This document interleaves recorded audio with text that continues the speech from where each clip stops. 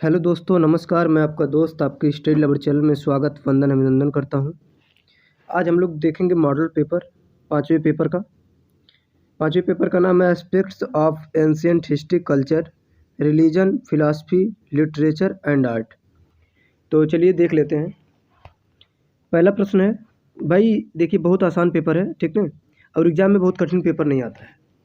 और थोड़ा सा मैं डिस्क्रिप्टिव में थोड़ा सा बता दूं कि आप सिंधु धर्म पढ़ लीजिएगा, वैदिक धर्म पढ़ लीजिएगा, बौद्ध, जैन और शैव धर्म पढ़ लीजिएगा, और अगर मन करेगा तो सांख्य योग पढ़ लीजिएगा। बस ज़्यादा कुछ पढ़ने की ज़रूरत नहीं है और ज़्यादा लिखना भी नहीं है, आप जान ही रहे हैं, 2 पेज बस ज़्यादा से ज़्यादा लिखना है।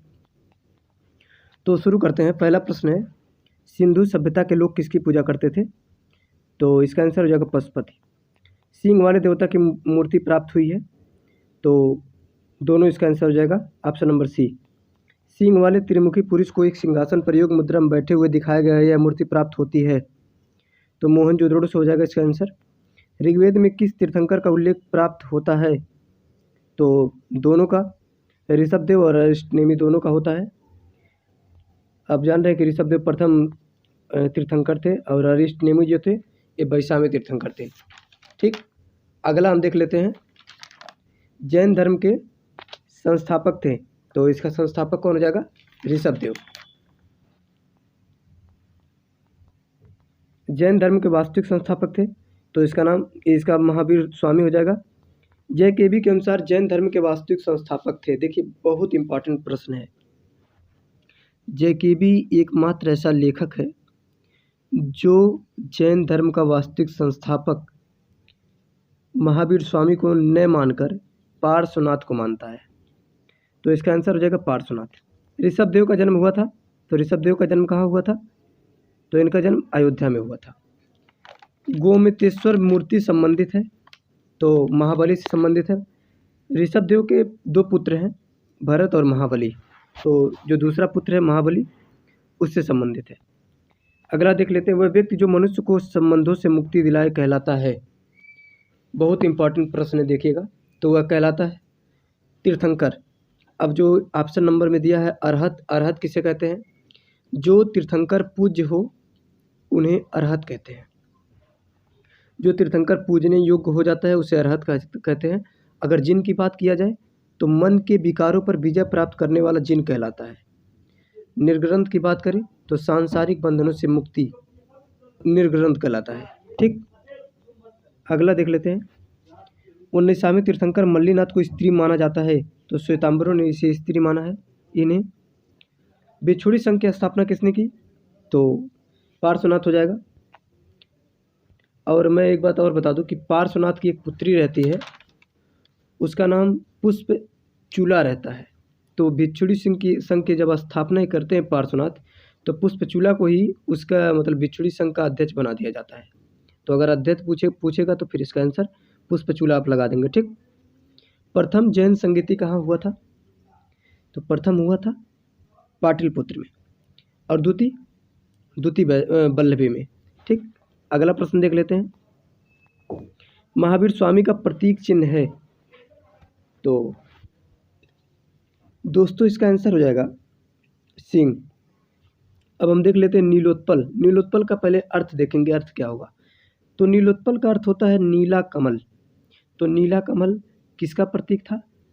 तो नेमिनाथ का हो जाएगा। नेमिनाथ 21वें तीर्थंकर हैं। और जो सर्प की बात अब किया जाए, सिंह तो बता ही दिए, सर्प की अगर सर्प की बात किया जाए तो पार्श्वनाथ हो जाएगा, और पार्श्वनाथ 23वें तीर्थंकर हैं। और कलश की अगर बात करें तो कलश मल्लीनाथ का है, जिसे श्वेतांबर ने स्त्री माना है। अगला प्रश्न देख लेते हैं। भारत के किस भाग में जैन धर्म का दिलवाड़ा मंदिर स्थित है? तो राजस्थान इसका आंसर हो जाएगा। स्यादवत किस धर्म का मूल आधार है? तो जैन धर्म का। बौद्ध धर्म में गृहत्याग की घटना को कहते हैं महाविनिष्क्रमण कहेंगे।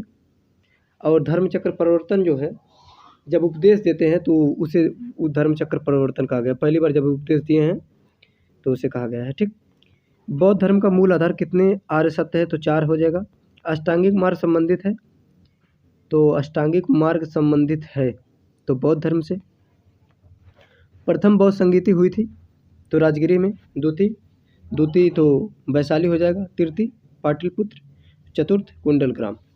इस प्रकार आपको चारों याद हो गया होगा। अगला प्रश्न देखते हैं, बुद्ध को देवता मानता है तो महायान हो जाएगा। किसने भिक्षु और भिक्षुणियों के संग एवं दैनिक जीवन संबंधी आचार विचार नियम संग्रहित हैं? तो किसमें संग्रहित है? तो इसका आंसर हो जाएगा विनय पिटक। मैं थोड़ा सा सुक्त पिटक और धम्म पिटक के बारे में बता देता हूँ। सुक्त पिटक में जो बुद्ध ने उपदेश दिया है वो उसको संग्रहित किया गया है, और अभिधम्म पिटक में जो बुद्ध के सिद्धांत हैं तो उसको इसमें संग्रहित किया गया है। अगला प्रश्न देख लेते हैं, तो इसका आंसर हो जाएगा विनय पिटक। लिंग पूजा का पहला वर्णन कहाँ से मिलता है? तो मत्स्य पुराण हो जाएगा, ऑप्शन नंबर बी। वामन पुराण के अनुसार शैव संप्रदाय की संख्या कितनी है? तो शैव संप्रदाय की संख्या 4 है। दक्षिण भारत में शैव धर्म का प्रचार प्रसार करने वाले संतों को कहा जाता है? तो नयनार कहा जाता है। और अलवार जो है ये दक्षिण भारत में वैष्णव धर्म का प्रचार प्रसार करने वाले संतों को कहा गया है। ठीक, तो इतना तो क्लियर हो गया होगा। आगे देखते हैं, पशुपत संप्रदाय का संस्थापक है, तो पशुपत संप्रदाय का संस्थापक कौन है? तो इसका आंसर हो जाएगा लकुलिश। तो बहुत इंपॉर्टेंट प्रश्न है, इसको ध्यान से देखिए। लकुलिश ने पशुपत संप्रदाय का स्थापना किया था, उसके संस्थापक किसी को माना जाता है। अगला प्रश्न देख लेते हैं, एकमात्र महिला अलवार, तो अंडाल हो जाएगा, ऑप्शन नंबर ए। सांख्य दर्शन के आचार्य हैं, तो कपिल मुनि हो जाएगा। पतंजलि योग दर्शन के हैं, वादरायण या वाद नारायण, ठीक ना, कुछ भी बोलिए, ये हैं वेदांत दर्शन के, ठीक ना। अगला प्रश्न देख लेते हैं, महाभारत के लेखन का कार्य किसने किया? वेदव्यास, गणेश जी, पराशर, वाल्मीकि। तो पराशर जो थे वेदव्यास के पिता थे। वाल्मीकि आप जान रहे हैं कि रामायण के रचयिता हैं, और वेदव्यास जो है महाभारत के रचयिता माने जाते हैं, लेकिन जो लेखन का कार्य किया ये गणेश जी ने किया था। तो इसका आंसर बी हो जाएगा। महाभारत का युद्ध कितने दिनों तक चला? तो 18 दिन। इसका आंसर हो जाएगा। पुराणों की संख्या है, तो पुराणों की संख्या 18 हो जाएगा। मैक्स मुलर नामक विद्वान किस लिए प्रसिद्ध है? तो वेदों का अध्ययन हो जाएगा। ऋग्वेद में कुल मंडल है, तो ऋग्वेद में 10 मंडल है। ऋग्वेद में कुल सूक्तों की संख्या है, तो 1028 हो जाएगा। ऋग्वेद की रचना कहाँ हुई? तो सप्त संदव प्रदेश में हुई। रामायण में कुल कितने कांड हैं? तो रामायण में कुल 7 कांड हैं। मैं 7 कांडों का नाम बता दूं, बाल कांड, अयोध्या कांड, अरण्यक कांड, किष्किंधा कांड, और उसके बाद सुंदर कांड, और लंका कांड, और उत्तरकांड। तो दोस्तों 7 कांड है, और इसमें थोड़ा सा क्वेश्चन है भी घुमा के पूछता है कि सबसे बड़ा कांड कौन है, सबसे छोटा कांड कौन है? तो सबसे बड़ा कांड जो पहले आएगा अर्थात बाल कांड, और सबसे छोटा कांड तो जो सुग्रीव और बाल की कहानी है तो किष्किंधा कांड हो जाएगा, ठीक ना। तो सबसे छोटा अगर पूछे तो किष्किंधा, सबसे बड़ा बाल कांड। अगला प्रश्न देख लेते हैं, अर्थशास्त्र के लेखक कौन है? तो कौटिल्य, विष्णुगुप्त, चाणक्य, सभी। तो इसका आंसर सभी हो जाएगा। तो मालविकाग्निमित्रम के लेखक कौन है? तो इसका आंसर हो जाएगा कालिदास। अगला प्रश्न देख लेते हैं, अब इसमें जान रहे हैं कि मालविका और अग्निमित्र का मतलब प्रेम कहानी इसमें बताया गया है मालविकाग्निमित्रम में। राजा दशरथ के पिता का नाम था, तो इनके पिता का नाम अज था। वाल्मीकि रामायण में कुल कितने श्लोक हैं? तो 24,000 इसका आंसर हो जाएगा। दोस्तों अगर वीडियो अच्छा लगे तो लाइक कमेंट जरूर कीजिएगा, थोड़ा इससे मनोबल बढ़ेगा। कल के एग्ज़ाम के लिए आप सभी को बेस्ट ऑफ लक। मिलते हैं कल आंसर की के साथ, तब तक के लिए धन्यवाद।